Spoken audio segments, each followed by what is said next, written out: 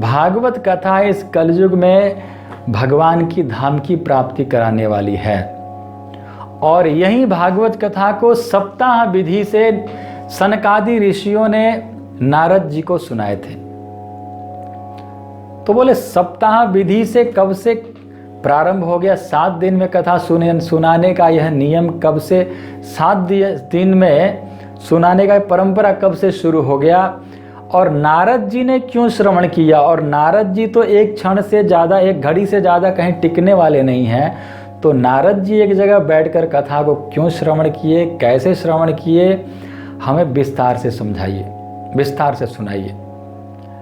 तब श्री सूत गोस्वामी जी कहते हैं, एकदा हि विशालायाम चत्वार ऋषयो मला सत्संगार्थम समायाता दद्रसुस्तत्र नारदम। एकदा ही विशालायाम, एक बार विशालापुरी माने बद्रीनाथ में, एकदा ही विशालायाम चत्वार ऋषयो मला, 4 ऋषि सनक सनंदन सनातन सनत कुमार, ये 4 ऋषि बद्रीनाथ में भ्रमण कर रहे थे।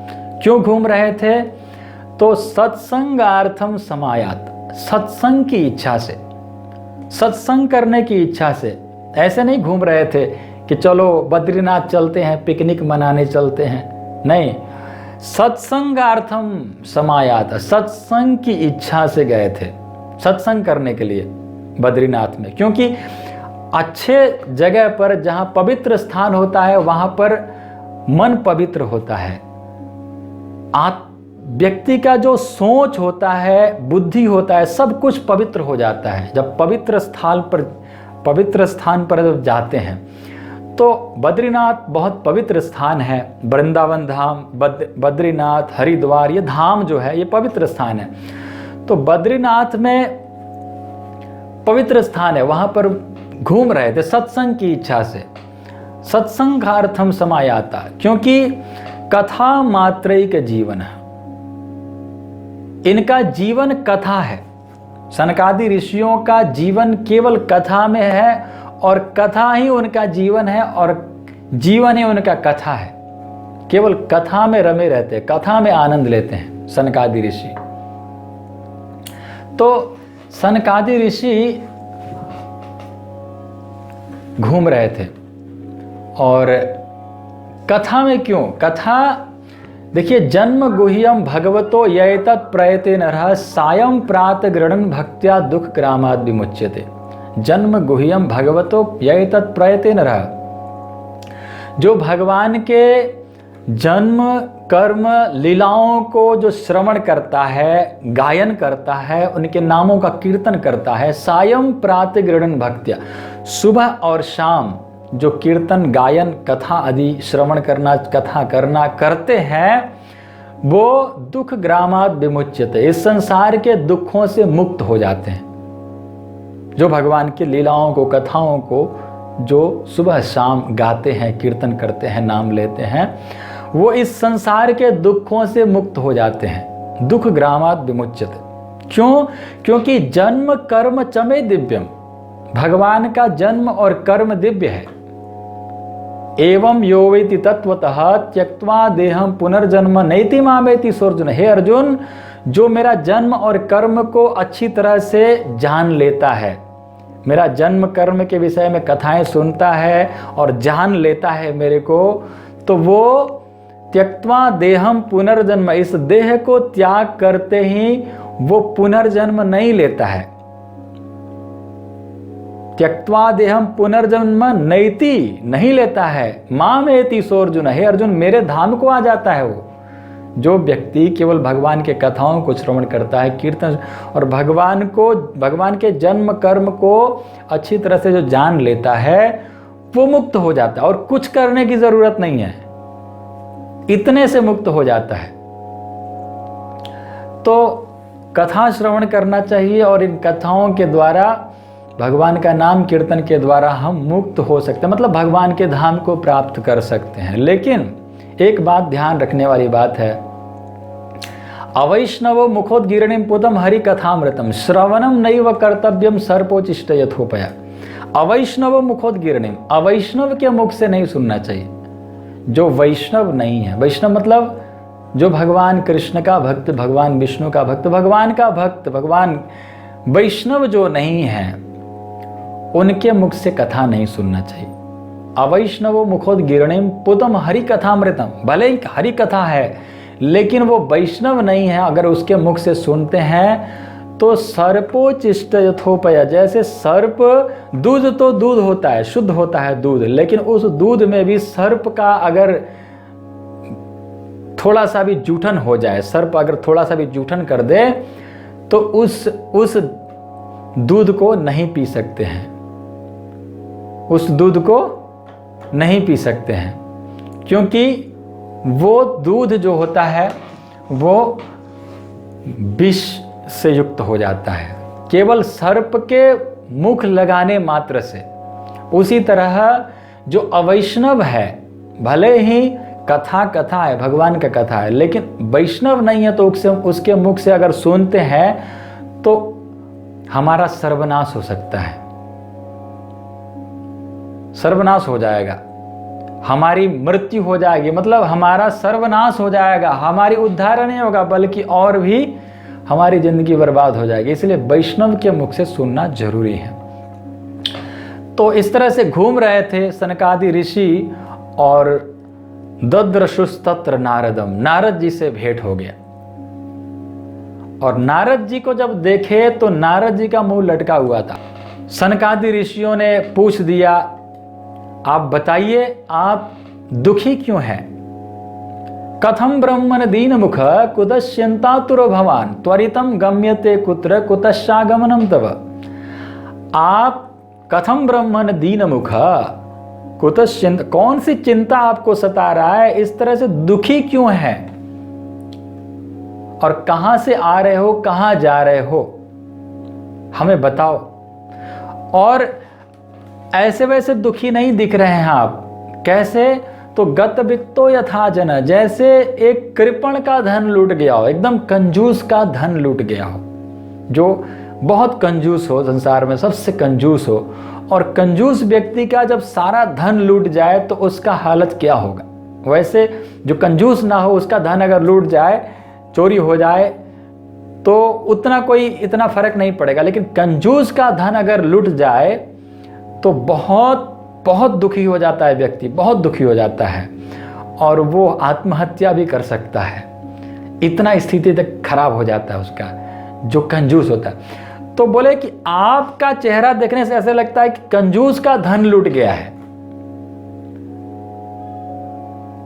ऐसा चेहरा एकदम इतना दुखी लग रहे हैं कि कंजूस का धन लूट गया है, और आपका पास तो कोई धन ही नहीं है, लूट नहीं सकता। आपके पास कौन सा धन है? तो भक्तों के पास धन क्या होता है?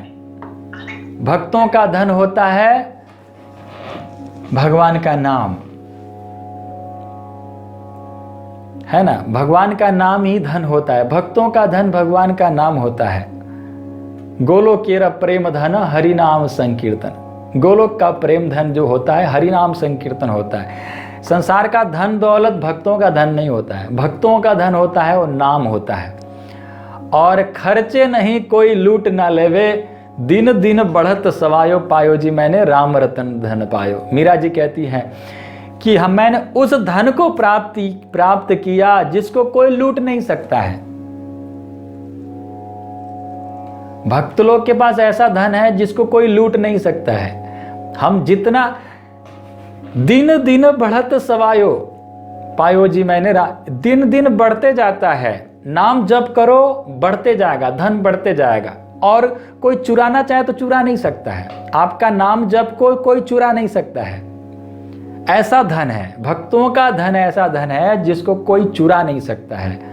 और आप एक बहुत महान संत है, इतने महान संत होकर के आपका धन तो कुछ इतना तक कि आपका कुटिया भी नहीं है। नारद जी के पास अपना एक कुटिया भी नहीं है, क्योंकि एक घड़ी से ज्यादा कहीं टिकते नहीं है, तो धन की कुटिया बनाने की क्या जरूरत? तो आपके पास कुटिया नहीं है, टीवी नहीं है, फ्रिज नहीं है, घर नहीं है कि कोई लूट ले जाए, धन दौलत कहीं तिजोरी में पैसा रखा हो, कुछ है नहीं, तो फिर इस तरह से आप दुखी क्यों दिख रहे हैं?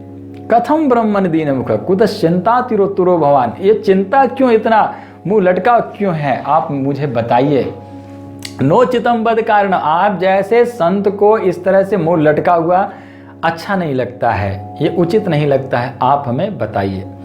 तो नारद जी ने कहा ठीक है, आप श्रवण करिए, मैं बताता हूँ मैं इतना दुखी क्यों हूँ। अपना कारण बताने लगे नारद जी। बोले अहम तु पृथ्वीम यातो ज्ञात्वा सर्वोत्तमम इति पुष्करम च प्रयागम च काशीम गोदावरीम तथा हरिक्षेत्रम कुरुक्षेत्रम श्रीरंगम सेतुबंधनम एवं आदिषु तीर्थेषु भ्रममाण इतस्ततः ना पश्यम कुत्रचित् शर्म मनः संतोष कारकम। बोले अहम तु पृथ्वीम यातो, नारद जी ने कहा मैं पृथ्वी पर गया था। पृथ्वी मतलब हरिद्वार में थे, लेकिन हरिद्वार को एक बहुत उच्च स्थान माना जाता है, पृथ्वी और नीचे आना पड़ता है। हरिद्वार एक बहुत उच्च धाम माना जाता है, और हरिद्वार से बाद नहीं, बद्रीनाथ के बाद हरिद्वार, हरि का द्वार है, फिर उसके बाद ये नीचे आया जाता है।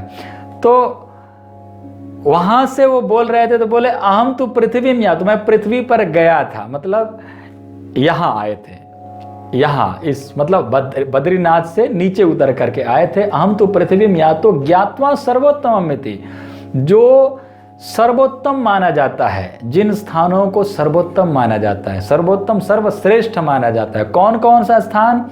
तो बोले अहम तो पृथ्वी में या तो ज्ञात्वा सर्वोत्तम इति पुष्करम च, पुष्कर तीर्थ जो राजस्थान में है, ब्रह्मा जी का मंदिर है, एक ही मंदिर है इस संसार में, एक ही ब्रह्मा जी का मंदिर है, इस पृथ्वी पर एक ही मंदिर है ब्रह्मा जी का, वो पुष्कर तीर्थ है। पुष्करम च प्रयागम च, और प्रयाग तीर्थ गंगा जमुना सरस्वती जहाँ इलाहाबाद, प्रयागम च काशीम और काशी, गोदावरीम गोदावरी नदी, हरि क्षेत्रम मतलब हरिद्वार, कुरुक्षेत्रम मतलब कुरुक्षेत्र, श्रीरंगम मतलब श्रीरंगम, सेतु बंधन मतलब जहां पर भगवान ने सेतु बंधन किए थे। इन सभी तीर्थों, जो सबसे श्रेष्ठतम स्थान बोला जाता है, इन सभी तीर्थों में मैं गया, लेकिन ना पश्यम कुत्रचित् शर्म मना संतोष कारकम, मेरे मन को शांति नहीं मिला,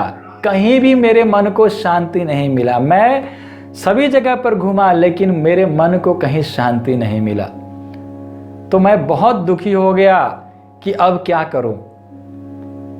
अब मुझे कुछ समझ में नहीं आ रहा था, मेरे मन में बहुत चिंताएं बढ़ गई थी। जहां जहां जाओ वहां पर अनेक प्रकार के कलह क्लेश है, इन सभी तीर्थों में भी मन को शांति नहीं मिला। तो मैं सोचा कि अब कहां जाऊं, क्या करूं। तब मैंने सोचा चलो संतों के पास चलते हैं, भक्तों के पास चलते हैं। और भक्त लोग नाम कीर्तन करते हैं, सुबह शाम कीर्तन कथा करते हैं, सत्संग करते हैं अपने घरों में। साधु संतों के पास चलते हैं, जो साधु संत अपने मंदिरों में, अपने मठों में पूजा पाठ करते हैं तो और सत्संग करते हैं, तो इनके पास जरूर शांति मिलेगा। लेकिन मैं संतों के पास गया तो वहां भी मैंने देखा मंदा सुमंद मतयो मंद भाग्या ह्युपद्रुता पाखंड निर्दासनता विरक्ता स परिग्रह। संत लोग भी पाखंडी हो गए हैं। पाखंडी कैसे? पाखंडी का मतलब क्या होता है? पाखंड मतलब पापस्य खंड है इति पाखंड, जो पाप का ही एक खंड है उसको पाखंड कहते हैं। संत लोग भी पाखंडी हो गए हैं। कैसे? तो बोले जिसके पास, जो संत के पास बहुत ज्यादा धन है उसको कहते हैं ये बहुत बड़ा संत है, ये बहुत बड़ा संत है। तपसी धनवंत दरिद्र ग्रही कली कौतुक तात न जात कही। तपसी धनवंत, जो तपस्वी लोग हैं, जो संत लोग हैं, वो बहुत बड़े धनवान लोग हैं। और दरिद्र ग्रही, जो गृहस्थ लोग हैं वो गरीब लोग हैं, गृहस्थ लोग गरीब है, और तपस्वी लोग जो है वो धनवान है। जो सन्यासी है, जो संत है, वो बहुत धनवान है। बड़े बड़े मठ है, बड़े बड़े आश्रम है। हमारे गुरु जी के तो यहाँ भी आश्रम है, वहाँ भी, हरिद्वार में भी है, वृंदावन में भी है, वहाँ मतलब हमारे गुरु जी बहुत बड़े संत हैं। तो ऐसे मतलब उनको बड़ा संत माना जाता है। जिसके पास बहुत सारे धन है उसको बड़ा संत माना जाता है, और जिसके पास कुछ नहीं है, जो गरीब है, जो गोवर्धन के पास में भीख मांग कर खा रहा है और अपना माला कर रहा है, भजन कर रहा है, अरे ये तो भिखमंगा है, ये तो भिखमंगा है। उसको कोई मानता तक नहीं है, उसको कोई प्रणाम की बात छोड़ो, उसको कोई देखता तक नहीं है। सचमुच संत लोग जो होते हैं वो वैसे होते हैं, कोई धन से कोई मतलब नहीं होता। लेकिन हमारी दृष्टि क्या हो गई है कि जिसके पास बहुत ज़्यादा धन है, बहुत बड़े बड़े आश्रम है, बहुत सारे मठ है, तो उसको बड़ा संत मानते हैं। हमारी दृष्टि ऐसी हो गई है। तो तपस्वी धनवंत, दरिद्र ग्रही, तपस्वी लोग धनवंत हो गए हैं और दरिद्र ग्रही, गृहस्थ लोग गरीब हो गए। कली कौतुक तात न जात का, ये कलयुग का ये दृश्य है। कलयुग में ऐसा चलेगा। तो पाखंड, इसको पाखंड कहते हैं, पापस्य खंड इति पा। तो मंदा सुमंद मतयो मंद भाग्या उपद्रुत पाखंड निरता संता विरक्ता स परिग्रह। अच्छा देखिए, यहां पर एक बात समझने वाली है। शांति उसी को मिल सकता है जो गृहस्थ जीवन में है, उसके पास धन हो तो सुखी रहेगा, और जो संत है, जो विरक्त है, जो सन्यासी है, जो ब्रह्मचारी है, उसके पास आसक्ति नहीं होगा, धन दौलत के प्रति आसक्ति न हो, तभी उसको शांति मिल सकता है। और गृहस्थ के पास धन हो तभी उसको सुख मिल सकता है। ये दोनों बात अलग अलग है। अगर कोई साधु संत है और उसको धन में आसक्ति है तो उसको कभी शांति नहीं मिल सकता है, उसको कभी शांति नहीं मिले। अगर वो साधु संत है, त्यागी है, बैरागी है, और उसके बाद भी उसको धन की इच्छा बहुत है, तो उसको शांति नहीं मिल सकता है। और एक गृहस्थ है, उसके पास पैसा ही बिल्कुल नहीं है, गृहस्थ है, घर परिवार चलाना है, तो उसको भी शांति नहीं मिल सकता है। लेकिन यहां उल्टा है, यहां उल्टा बता रहे हैं कि जो तपस्वी है वो बहुत धनवान है, तो इसलिए इसको पाखंड कहते हैं। और मैंने देखा कि संतों के पास भी शांति नहीं है, तो फिर मैं वहां से चला गया। अब मैं सोचा कि चलो गृहस्थों के पास शांति मिलेगा। गृहस्थ लोग अपने अपने घरों में कीर्तन पूजा पाठ करते हैं, शाम को भले ही दिन भर अपना अपना काम करते हैं, लेकिन शाम को तो अपना घर सत्संग करते हैं, तो उनके यहाँ शांति मिलेगा। लेकिन संत गृहस्थों के पास गया तो वहाँ भी अशांति फैला हुआ था। वहाँ क्या था? तो बोले तरुणी प्रभुता गेहे श्याल को बुद्धिदायक, कन्या विक्रयणो लोभा दंपति नाम च कलकनम। तरुणी प्रभुता गेहे, अभी अभी शादी होकर के नई नई बहू आई है तो घर के मालकिन बन जाती है। तरुणी प्रभुता गेहे, वो घर के मालकिन हो जाती है, घर का सारा चाबी, सारा धन दौलत वो पकड़ती है, वो संभालती है। तरुणी प्रभुता गेहे, और घर के जितने भी बड़े बूढ़े हैं वो सब बेकार हो जाते हैं, वहाँ कोई काम का नहीं रह जाते हैं। और शाल को बुद्धिदायक, दूसरी बात क्या है?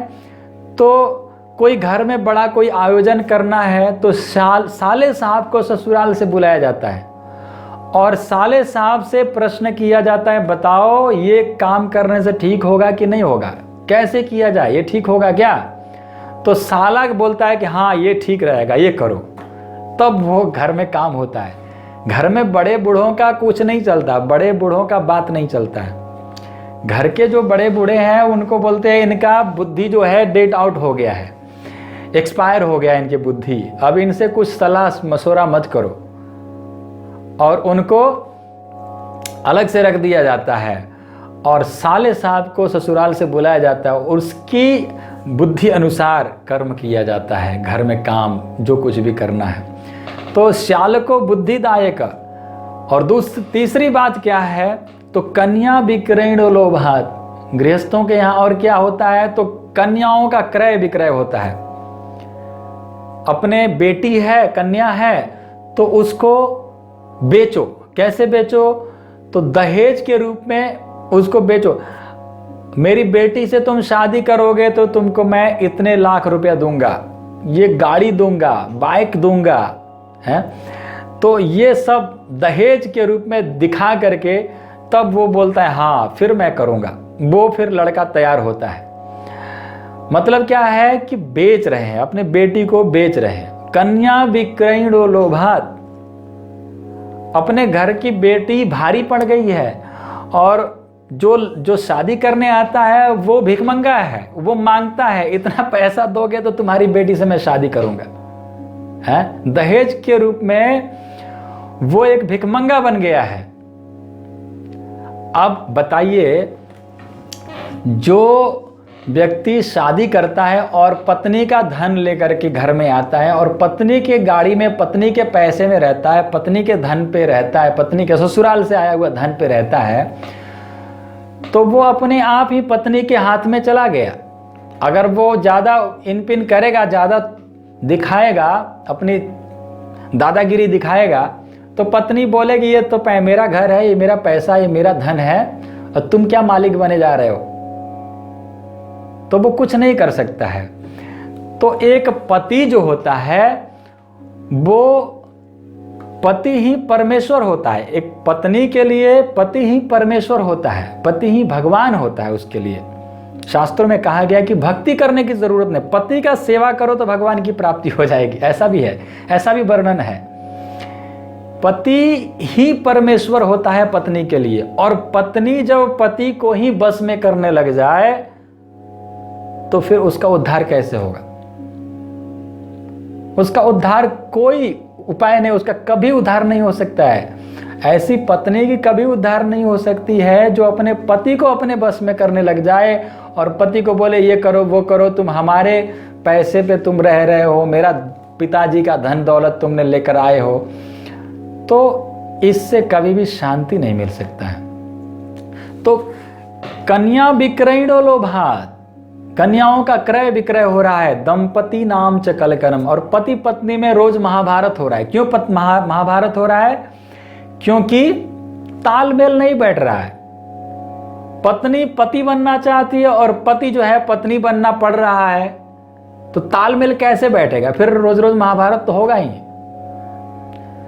तो इसीलिए गृहस्थों के घर में भी मुझे शांति नहीं मिला। तो मैंने सोचा अब क्या करें, अब कहाँ जाएं। तब मुझे याद आया, यामुनम तटमापन्नो यत्र लीला हरेरभूत। उस यमुना जी के तट पर वृंदावन धाम में जरूर मेरे मन को शांति मिलेगा, क्योंकि वहाँ पर भगवान नित्य निवास करते हैं। भगवान वृंदावन में हमेशा रहते हैं। वृंदावनम परित्यज्य पादम एकम न गच्छति। वृंदावन को छोड़ करके भगवान एक पग भी बाहर नहीं जाते हैं।